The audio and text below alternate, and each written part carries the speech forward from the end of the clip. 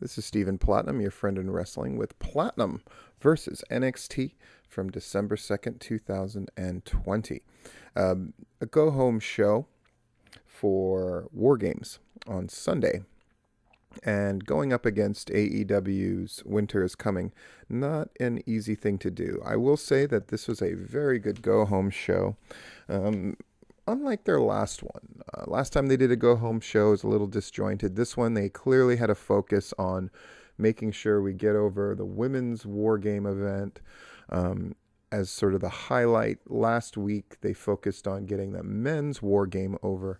I think that's very wise to do. We open up with a tribute to Pat Patterson, and it goes on for quite a time, showing the sort of loyalty that Pat Patterson showed to the McMahon family, and the affection that they had for him. I thought that was really, really great. They've been reluctant to do these kind of things in the past. I think that's hopefully a tradition that will end, and they will do big deals about all of this kind of stuff. I think it's really smart and really great. So we got My Way Played, Thank You Pant chant, and then we got the NXT intro video. We got Vic Joseph welcoming us. I'm really warming up to Vic Joseph and his voice. We got Wade Barrett, and remotely Beth Phoenix, and Damian Priest is there waiting. Again, I like this. It's a much faster start than most of the NXT or WWE programs in general. I think it's very smart. So he's wrapping up his entrance. Johnny Gargano is taunting him from the announce table. We're going to have Damian Priest and Leon Ruff against Legado del Fantasma. A good match that does exactly what it's supposed to do, which is to make Leon Ruff look great in spots. A very, I don't want to say typical NXT match, but the work rate is really, really good. Priest drops Mendoza with the Reckoning. Ruff does the big frog splash off the top rope for the pin to win. I would make this match sort of comparable on Dynamite when they had Darby Allin get the pinfall. I thought that was a really smart move too. It's nice to see sort of good booking decisions being made. Often they do this thing where it's like you have to beat somebody down and have them lose in a bunch of ways to get them over, which I always find really, really stupid. Leon Ruff is helped by getting the pin more than anybody, and so they do it. So Gargano stands up at the announce table running his mouth, and then two people standing behind him in the crowd wearing the Scream mask. Oh boy. Sigh.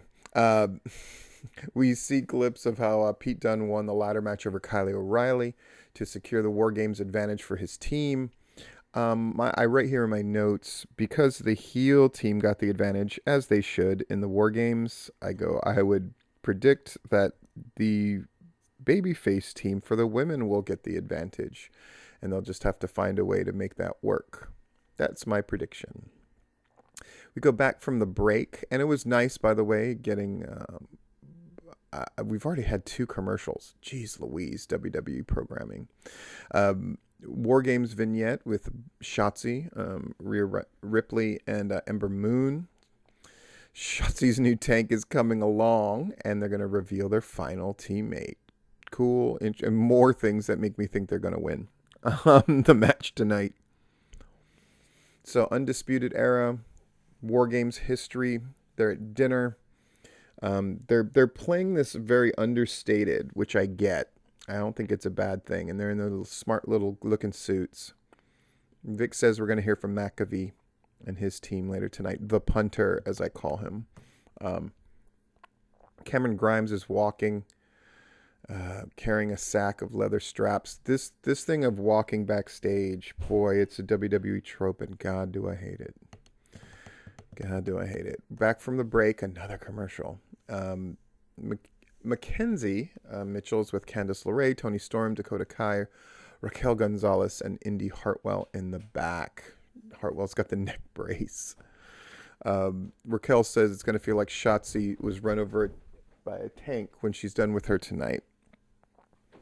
August Gray versus Cameron Grimes. A good solid match. A match that feels of very little consequence in a go-home show, for being honest. Grimes hits the cave-in for the pin to win, as he should, and he won in definitive fashion, which is also great. Loomis attacks, and then Loomis sends Grimes retreating after a strap shot. Loomis stares. Oh, boy. Jake Atlas versus Tony Nese after we take another commercial. Just the flow of going from thing to thing to get you through the commercial breaks are not being done. And I know most people say it doesn't matter. It matters. It matters. Atlas wins after the cartwheel DDT. And they're calling this the biggest win of his career. Oh, okay. Well,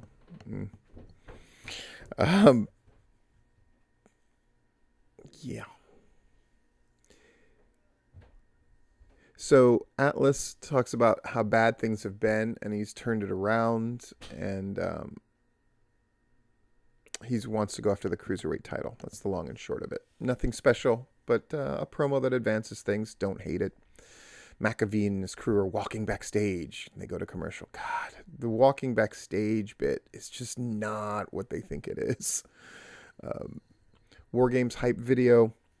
And General Manager William Regal going over the rules for Sunday's matches. Nice little thing here. I like it, though. And then you get the Kings of NXT, Pat McAfee and his crew.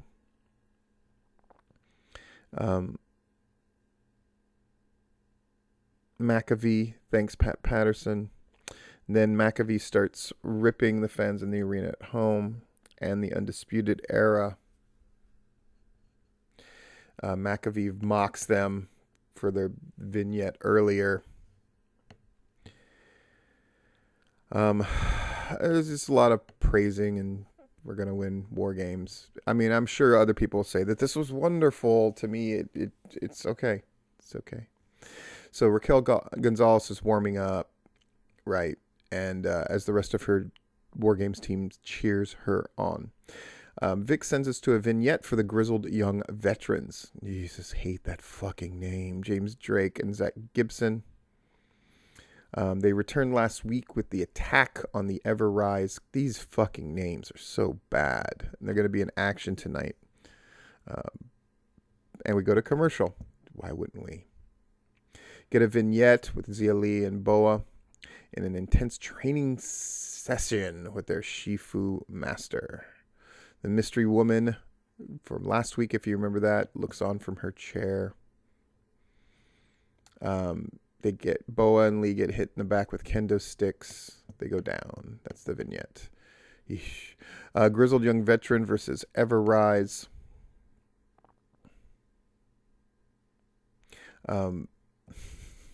Imperium is here to put them all in their place, however. So they put Drake and Gibson in their places. The Grizzled Young Vets hit the ring, and we have another match. Imperium against the Grizzled Young Veterans. This one goes on for a long time. Everrise runs down and attacks both teams. No contest. Yeesh. Everrise is standing tall at the end of this. Timothy Thatcher's backstage warming up. Go back to commercial.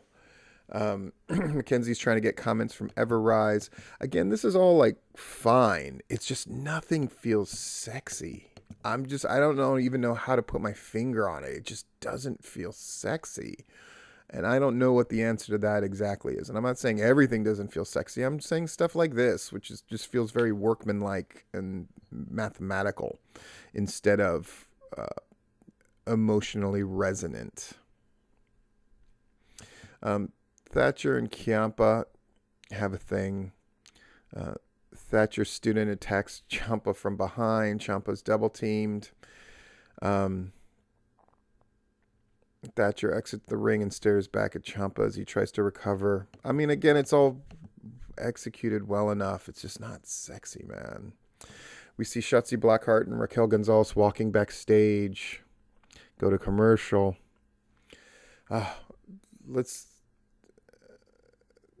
and again, it's just little things they do. Like they have this promo right before they're going to have the main event, which they set up with them walking backstage, and then they cut away to something else.